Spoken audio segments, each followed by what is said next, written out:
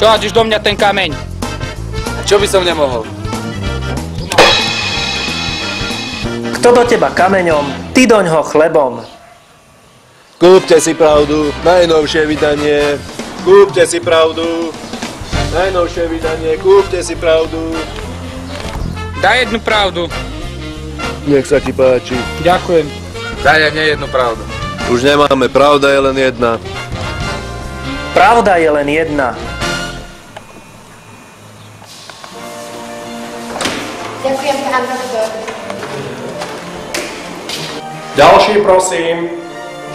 Dobrý deň, pán doktor.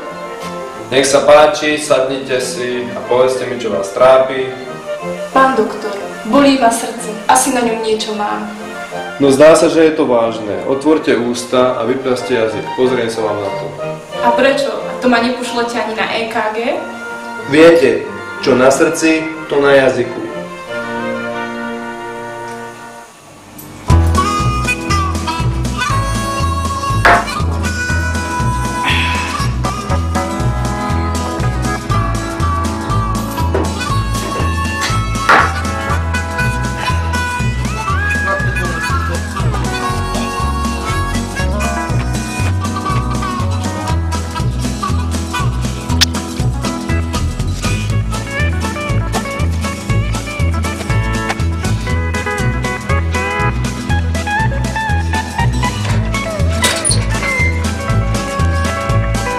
Ty ožrá, starý! Ja ťa dnes asi zabijem! Ty!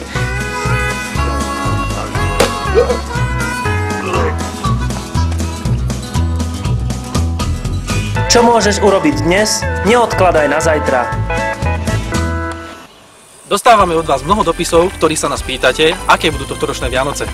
Či bude blato, sneh, či bude mrznúť, alebo pršať. To my bohužiaľ nevieme, ale chceme vám dnes ukázať, ako si viete ovplyvniť vaše počasie na Vianoce. Ako? Poďte, ukážeme vám. Ahoj moja. Ahoj.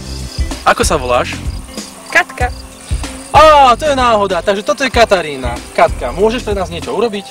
A čo také? No poď moja, postav sa sem.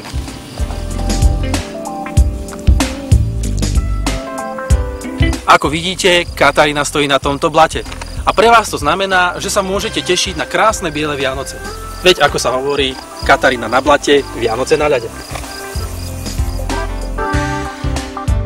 A čo by som nemohol? Dobre, tak si ho predstava.